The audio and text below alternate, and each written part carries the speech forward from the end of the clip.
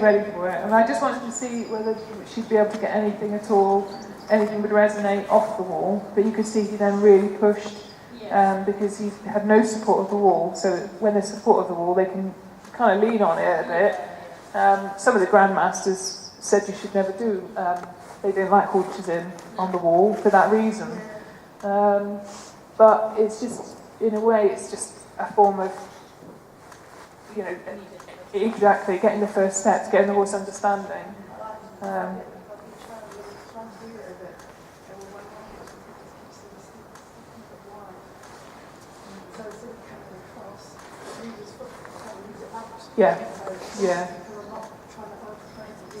Yeah, and then they will have to move out, yeah.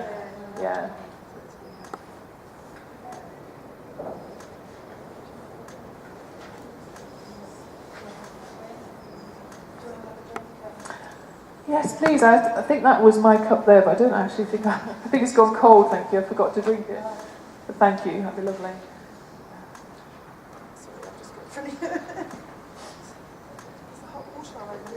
I don't know if it's on. I don't think so.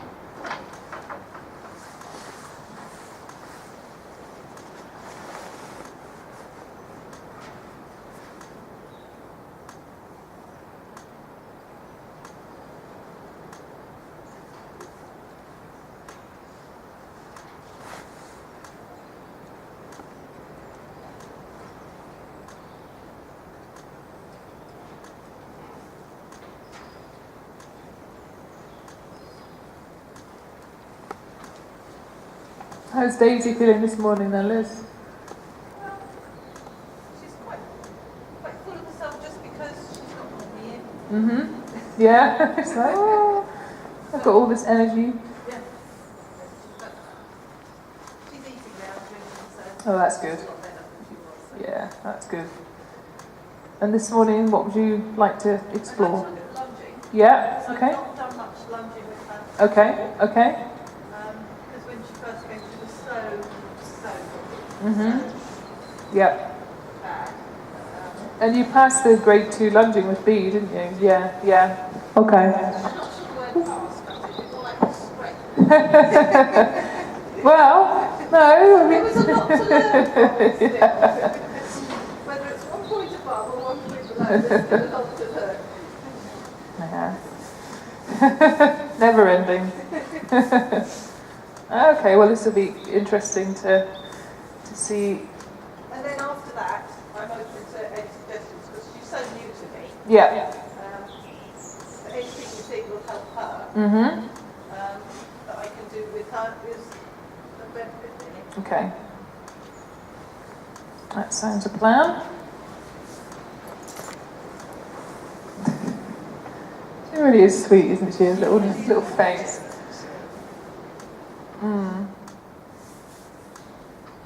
As I say, she doesn't know she's deformed. She doesn't know she's anything. No. So I mustn't treat her any different. No. And no other horse would know. No other horse would know either. No, I just have to consider the fact that some eating in some situations can be insanity. And that is it, really.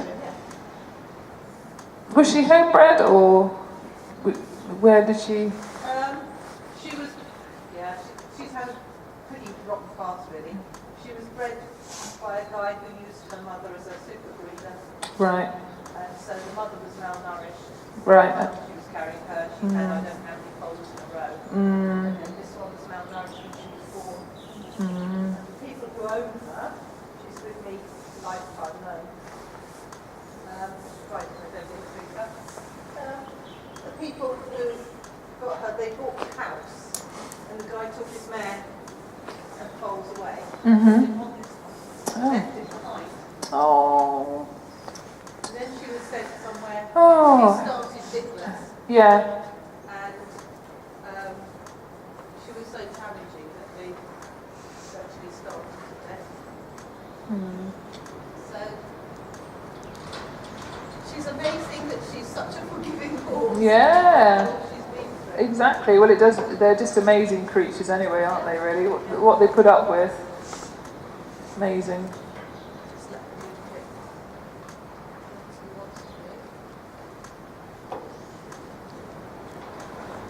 Right, Jason? All right.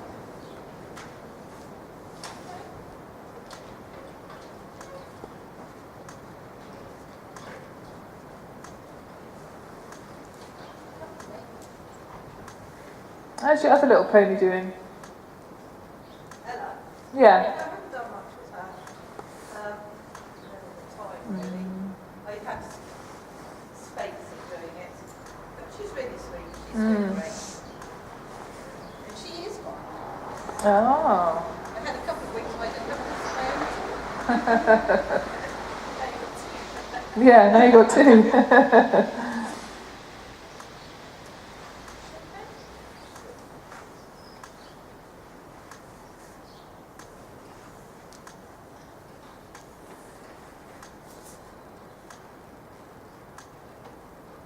I've really struggled with standstill exercise with her. At first she stood with all 4 feet in a tiny little hole, so that was quite difficult, but she's better now. Just Okay. get her to keep her feet still.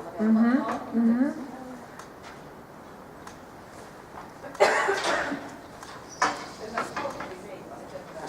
Yeah, it can just be some of them have that kind of insistence into moving their feet and oh thank you, and it's just being thank you, just being quietly insistent about it. Which when I saw you yesterday, I saw she did that a little bit, but you were just quietly insistent, and it all worked out fine. And it's one of those things. It's still early days, you know, so. She was a bit apprehensive, but she does do it more. She's apprehensive. Yeah, exactly. It's just like busy feet, busy mind, isn't it, really?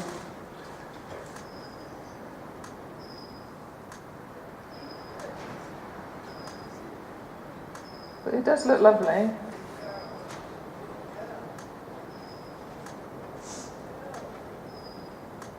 And it's really nice how slow. That's what she's taught me, because if I go faster, she moves her feet. Yeah, exactly it, because she loses balance.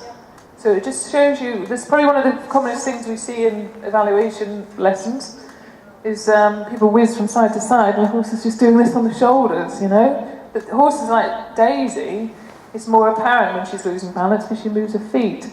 Not all horses do that, and you kind of think, it's all right, this is fine, but actually no, that it's causing a balance, a loss of balance. So nice and slow, like that, is really what we're looking for, that you're really feeling into the spine to release all the little blockages and tensions. So yeah, really nice, Liz.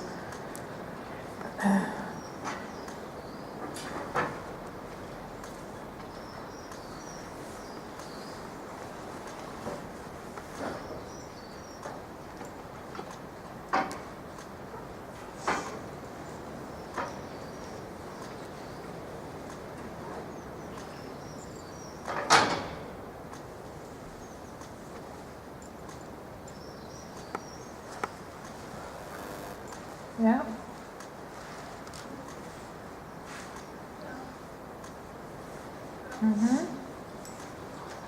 Yeah.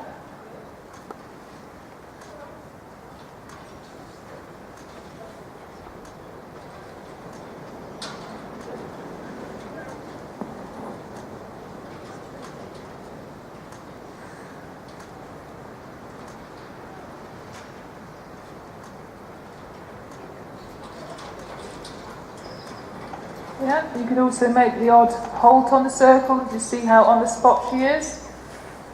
This will also improve your liberty as well, because the more right on the spot they are with the halt, you know they won't leave you at liberty. But if they're not quite on the spot, they will easily leave you at liberty because they're not resonating off your down energy. So it's a good opportunity to play with your halts as well here, Liz. And she's a little bit wayward here, her mind getting busy on the external things. So what I want you to play with as you're going along here is see how on the spot, focus on how on the spot she can get with those holds. Yeah?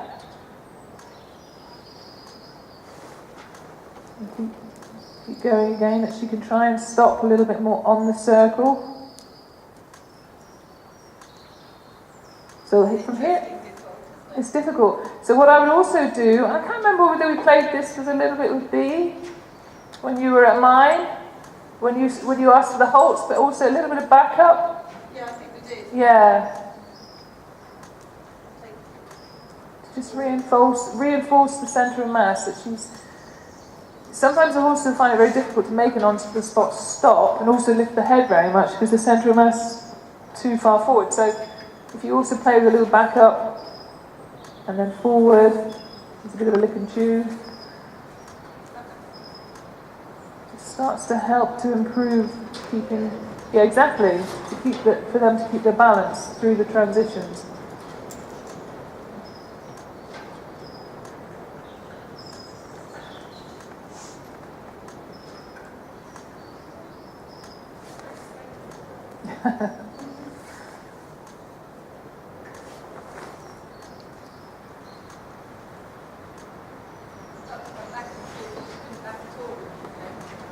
That's interesting. Keep the back feet still and just move your front feet back. Okay, really? Yeah.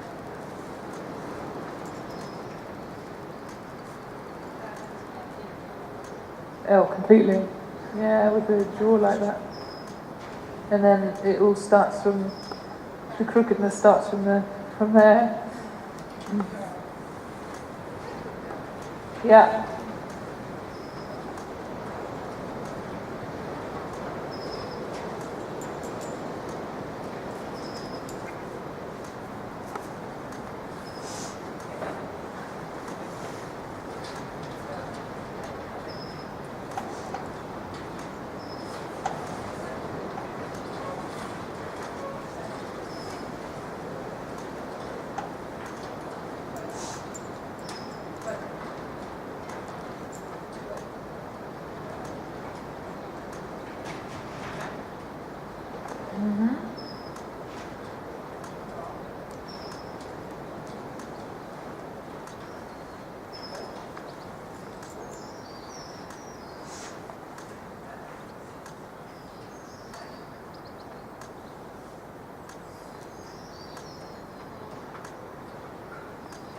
You can hear something out there.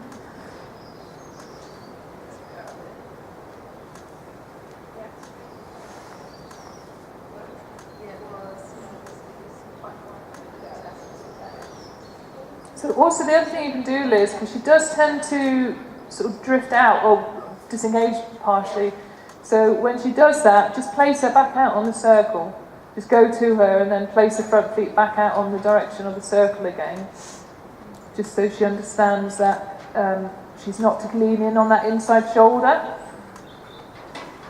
and that she's to stop straighter on the circle. So, because otherwise, if she keeps stopping like that, and you're accepting it, then it'll become a deeply entrenched pattern. So from here, you can place her front legs back out on the circle, and then give her the 3 R's.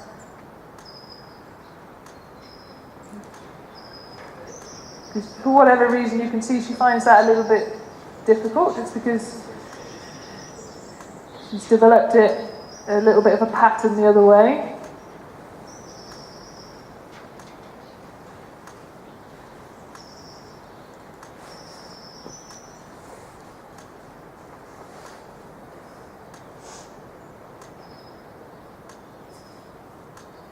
Yeah, nice. And that time she's starting to come a bit softer and a bit rounder.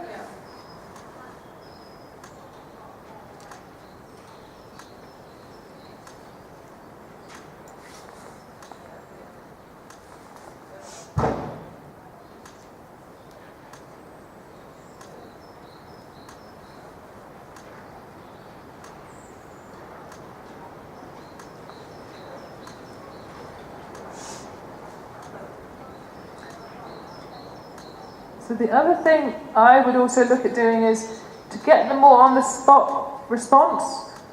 Think about using a clearer phase 4. You can use a little bit of phase 4 down the line. Yes, it may look a bit ugly with the head, but it's just so, because otherwise she's always just going to kind of dribble into it. So we need the clarity now that she understands your intention, and you're always going to make that promise that you're going to back it up. If she's not listening to your inner picture and feeling, exactly. So yeah, it looks kind of a bit rugged and ugly in the beginning, but the equipment, the rein or the line and the whip is only there to support your inner picture and your inner feeling. So if the horse isn't responding to your inner picture and inner feeling, you're better off to give a bit of a sharp listen, focus, rather than a nag, nag, nag. And then it deals with it sooner, and you don't have to keep dealing with it forever. And in a way, it'd be better for her because it will make her have to focus a little bit more on you. She's stopping much better now, and then you just have to keep repositioning her just to break the pattern a little bit. But she leans in on that inside shoulder.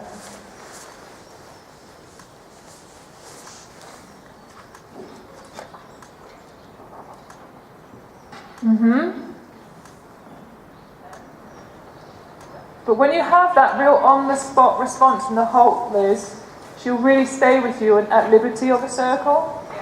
Because she'll be really connected to your core and your inner picture and your inner feeling. But if you have that dribbling on the circle, you'll not get quality or at liberty. And she could leave you. She could just carry on drifting, and then off she goes, off the circle. Yeah? And there's a bit of a lick in a tube. So sometimes it's better to be, and I know, I know anyway, you know this because you've done Pirelli, and the phases are very fantastic for, seeing that it's not about sticking at a phase 2, which is like constant nag, but it's being clear. Yeah, exactly. And then ask her back out. And then when she's back out, then really give her a little bit of a kind of bingo just to say, yeah, this is what I'm looking for. This is it, Daisy. So she knows, okay, this is where we find this lovely peaceful spot with my human.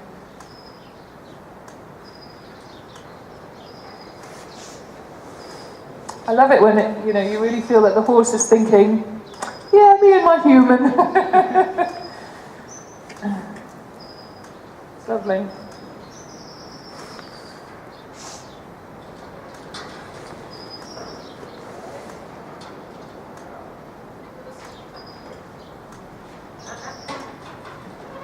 Yeah, so keep bringing the front legs over. Yeah, she really wants to keep the hind legs pushing out.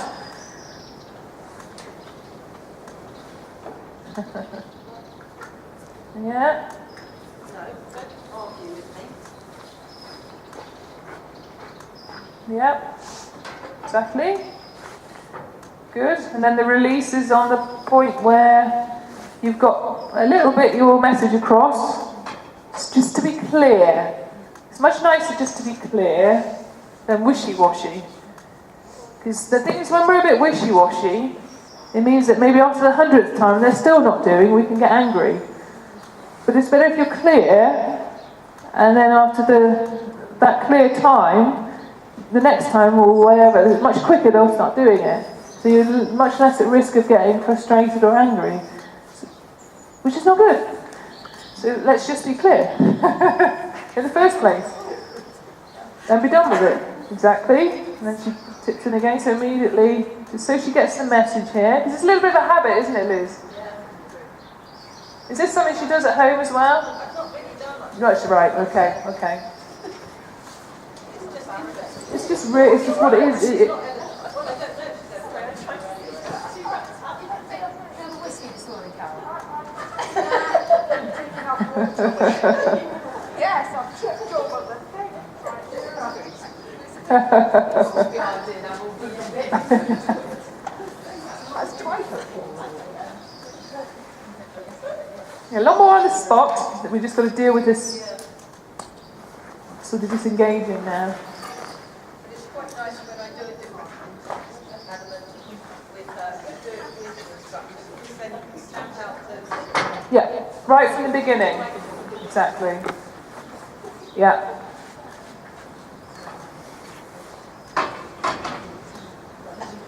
Because have you done any liberty with her at all, or? No, well, sort of, just the backing up and things on. Yeah. Because actually, the way the halt is going now, if you want to, in a few minutes, when you're happier with how she's halting, you could also just unclip her for a second. And I'll keep asking her to bend around you on the circle and halting, etc. At liberty. We can just see. Yeah. Oh, yeah. Keep pushing her out a little bit with your stomach support as well. So as she's sort of coming to a halt, keep pushing on that inside shoulder. Actually, that was a beautiful hold. yeah. Keep pushing the energy at her. And you can even support it a little bit with your whip before she brings the front legs in.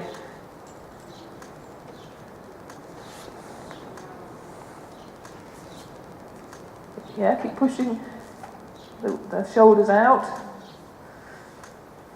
So it's a little bit, she's kind of busy with those hind legs more, that she wants to swing the hind legs out and lean a little bit on the inside.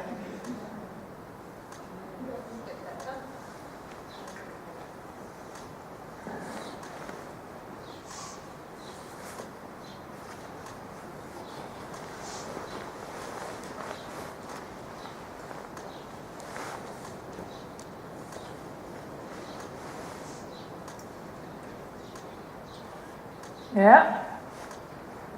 And that's another good thing you could do as well, is you could do a kind of an almost stop. And then keep going before she tilts in. Do you know what I mean? Because it's once she starts to stop and halt that she does this tilting in. So if you think about making a sort of half halt, almost halt, and then go again, forward again, exactly. So play between those two things. Yeah.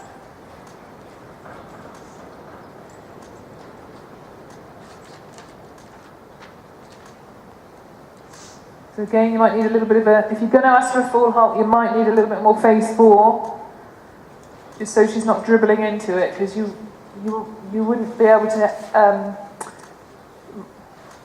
there'd be a big possibility at liberty that on a circle at liberty she'd leave you.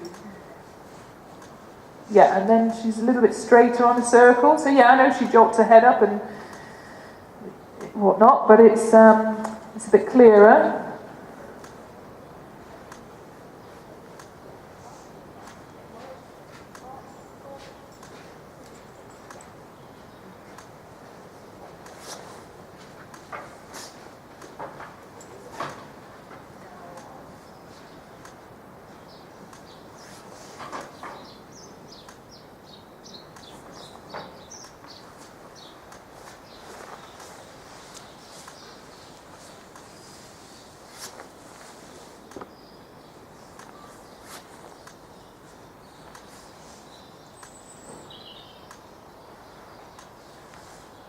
So the other thing you could do, because that's really quite ingrained in her to really fall on the inside shoulder, is you could also see if you can play reaching outside hind leg on the circle there, Liz.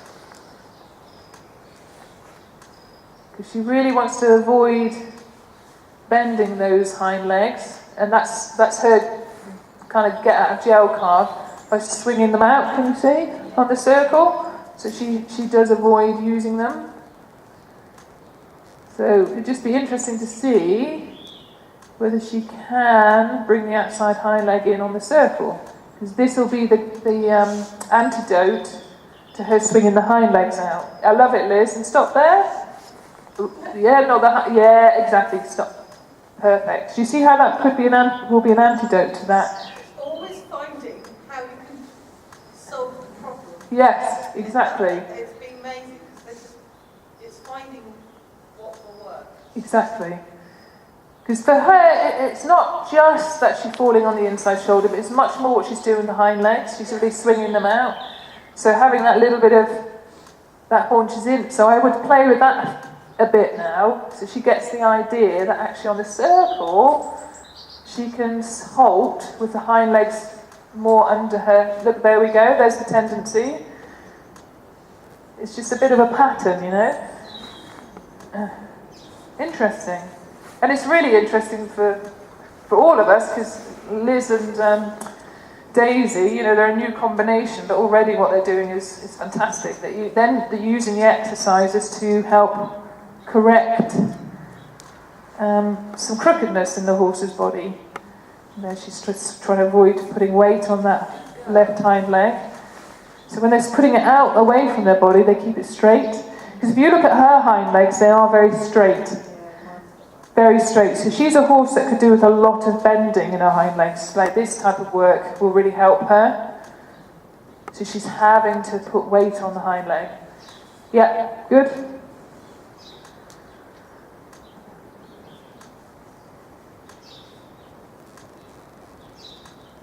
Always get that one there. Yes. Good. Oh. No. Interesting. It's just like in her neural pathway, so in her brain, the automatic response is when she stops, she swings out. Good girl.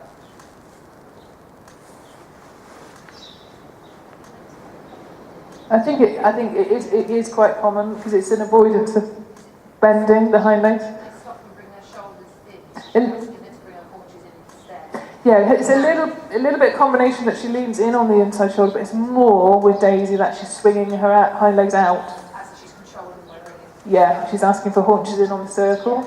Because the neural pathway that Daisy's formed is that every time she stops on the circle, the hind legs come out. Yeah. So it's just finding an antidote. It doesn't help though, because they just fall as well. It's just Yeah. No, definitely. Yeah, and a lot of Pirelli disengaging when the horse learns to stop and then always disengage. That can be a problem. You have to She may have done, yeah, because it looks quite ingrained, doesn't it?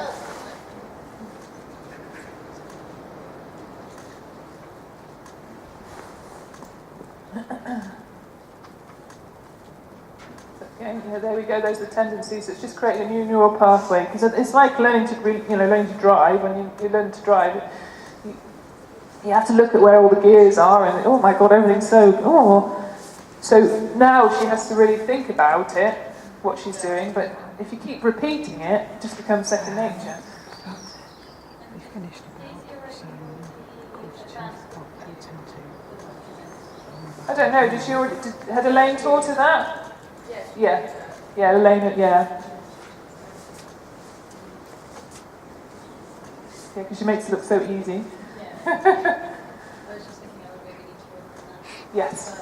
But you can see how wonderful that cue is, and where we were teaching Ferdy, once you've got that communication, you really can speak to all the body parts. Right, okay, perfect. So we keep playing with this for a few minutes, Liz, and then we go back to the lunging and just see if anything has come through. Anything has resonated. Yeah.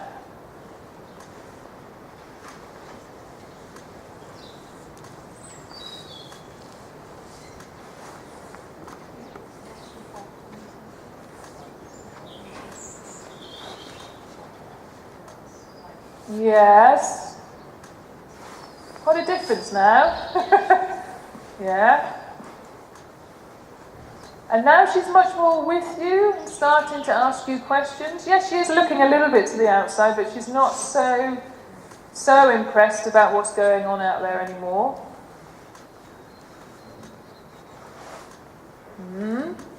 And then asking her to stop is much easier as well now. So the horse is almost asking, how much behind me? You can see it. Yeah.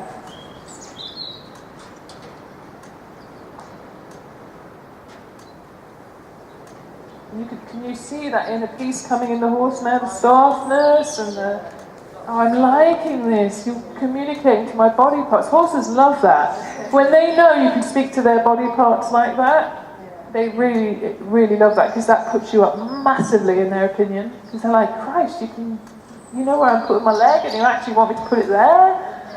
Well, you know, it's the sort of thing Pat Pirelli's talking about as well. You know, it's placing each foot. You know, it's all that, you know, get down them to think down into their feet. It's all the same stuff, just in a way presented a bit different. But obviously with straight and strain, we're just much more, the only thing we're focused on is getting the body is, yeah, look at it. Big lick and chew as well. Lick and chewing. Give her some moments now to really process that, Liz, because you can see that coming out of her mouth now. Something, she felt that very different, because to us that may not look a big deal, but to a horse that's moved like that for we don't know how many years or how many months, the fact that we're making a change on that is actually, that takes quite a lot of processing. They'll be thinking, okay, yeah.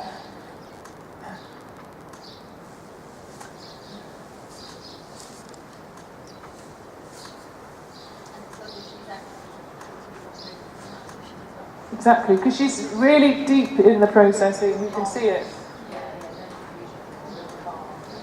So there are kind of two approaches when you have horses that are pulling in or leaking out on the halt.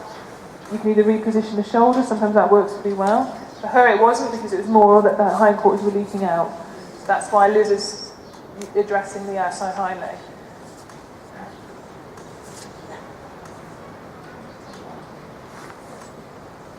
Yep.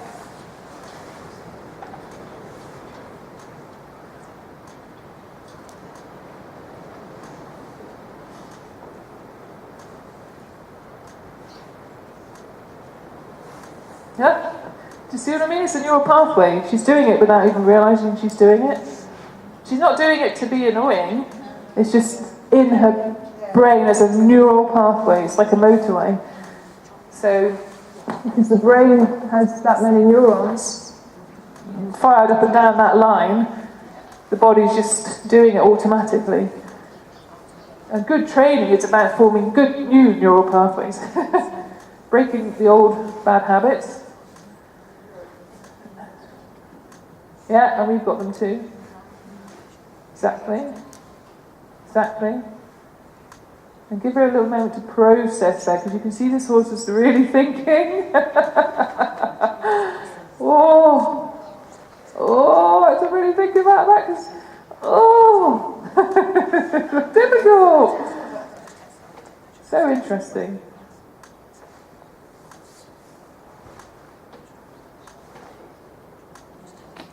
So, as a general rule of thumb, as trainers, what you need to think about is, if something after about 3 goes, it's not really working. So first we tried the whole positioning the shoulders.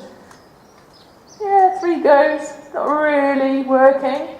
Then you need to think of something new. What's the point in carrying on if it's not working? So that's the sort of thing you need to be thinking about when you're training your horses. No point carrying on if nothing's resonating.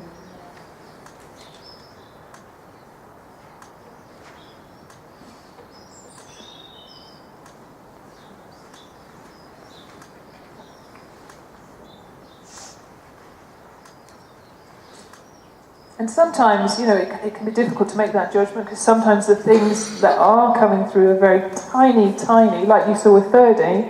His response to the whip cue, outside whip cue, sometimes was very tiny in the right direction, but it was at least there. You could feel it was, there were moments it was there.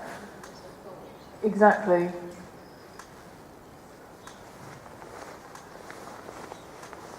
Yep. And you can see, can't you, when she makes that shape and keeps the hind legs under her body, she comes so much rounder in the whole body.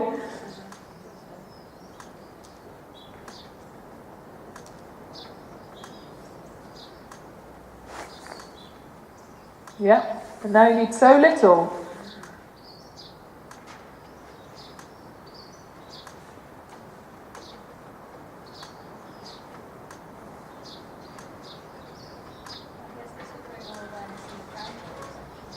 Yeah, We might not think it's actually possibly been doing this when she's finished. quite possibly, yeah. And the thing is, the problem is we've got the wall, so she may have been leaking a little bit out on the wall, and that's the risk because you don't always notice it so much. Well, the circle, you see a lot. And actually making good circles is really difficult because of this very reason. Energy can leak.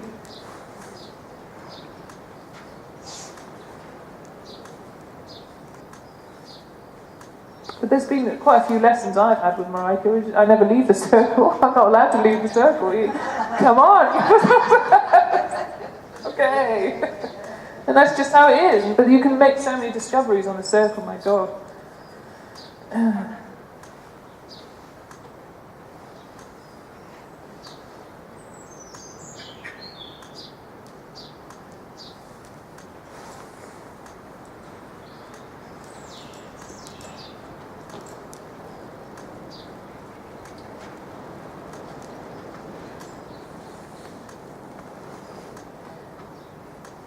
A little bit she leaked, but the tendency is getting less and less.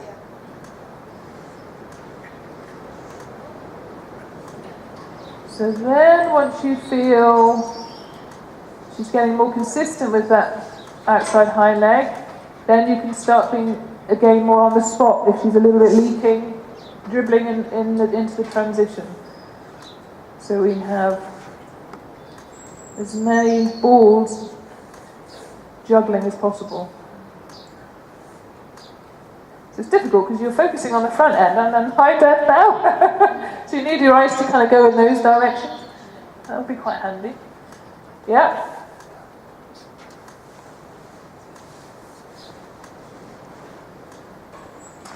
But interesting, already her hind legs looking more bent. Yesterday they looked very, very straight. They're looking more bent today. Getting them all under her body.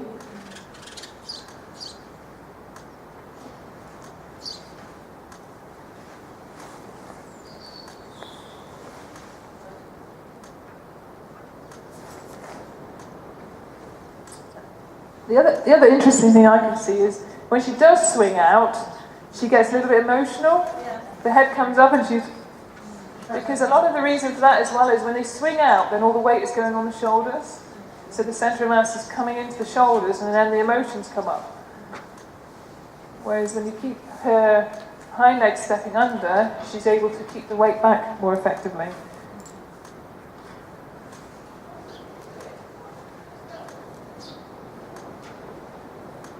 If you think about it, whichever legs are the most manoeuvrable, be it the front legs or the back legs. So if the back legs are very manoeuvrable, that tells you the horse is very on the front forehand. But if it's the other way around and the front legs are very manoeuvrable, i.e. in like what we saw Roz's lesson at the end, when Bob could really jump into the circle because his front legs were able to move around his hind legs, then you know the horse is starting to take more weight in behind.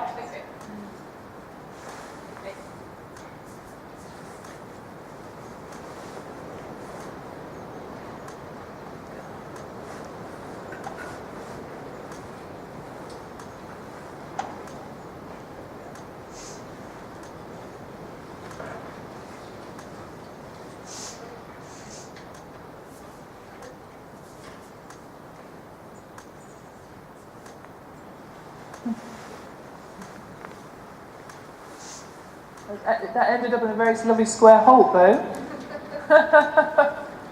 And again, that sort of, yes, I know the horse has an opinion about that, when she swished her tail, and you get some people on Facebook hating you because your horse is swishing the tail, but actually sometimes you do need to say, hey, come on, listen, carry yourself behind.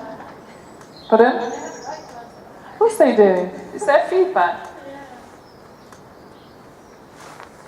I mean, some people will train their horses only to the purpose that they will train them so they never swish their tail. Some people are that focused that they never want the horse to swish the tail. But I mean, is that a balanced way to train? I don't know.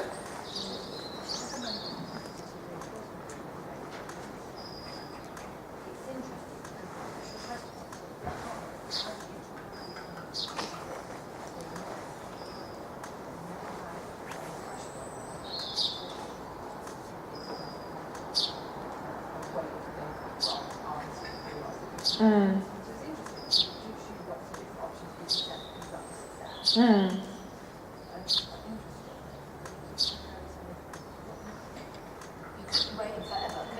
You could. You really could be. Yeah, you could. For 20 years. And you, and in all honesty, a canter pirouette, waiting for a horse to do that, and offer a canter pirouette. Do you think that's going to happen too quickly?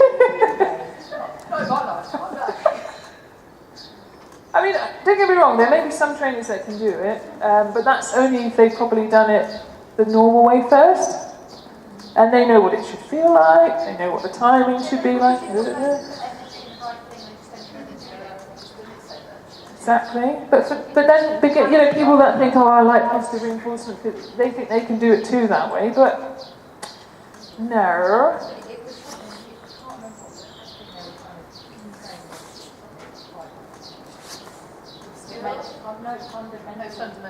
Ah, look at this, nice.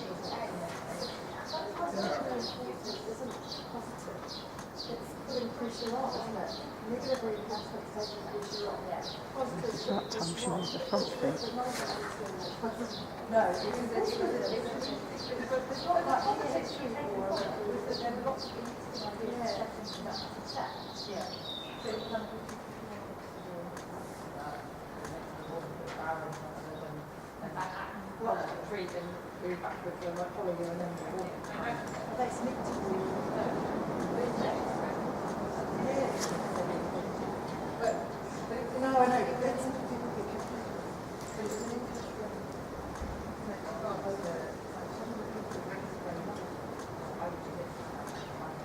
Yeah?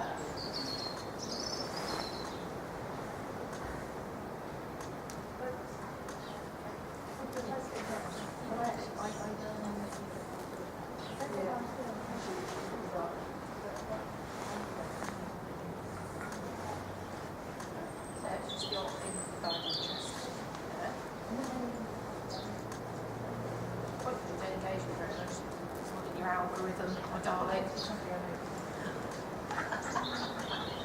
You're liking them, look.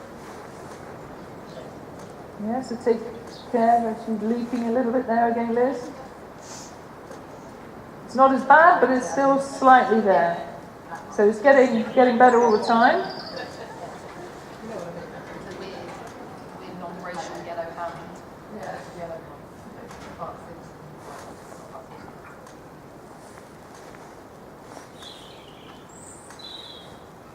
Yeah, exactly. And then give her a bit of bingo praise each time she's doing that. So she really reinforces to her, okay, yeah, that's what Liz means.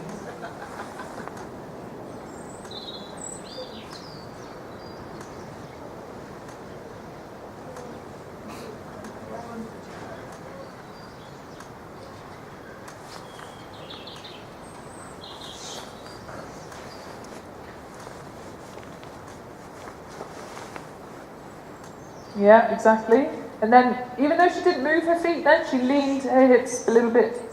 She went to go out, and then she remembered, and the hips moved a little bit back in. So that was really good. I think she just needed that little bit of more clear